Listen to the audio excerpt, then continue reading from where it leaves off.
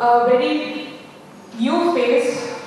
I have got many customers for whom I have done the first time financial planning, and through this financial planning process, they have been introduced to the mutual fund industry. The entire asset allocation has to be done for the client. That we all know, and we all keep hearing about asset allocations. So once this asset allocation comes into picture, we need to put his funds into different pockets, right? Before doing that, what we need to do for the client is to set his goals right at the place. Once we know his goals are to meet for his children's future, for marriage or education or his retirement planning or his contingency, he is going to stick to the investments made. That's very important.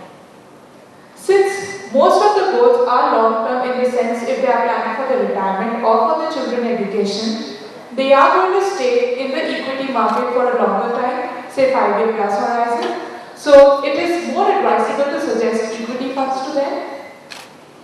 It's just not that since we are wanting to sell equity diversified funds, we suggest them. No. We also need to take into consideration his risk appetite for the same.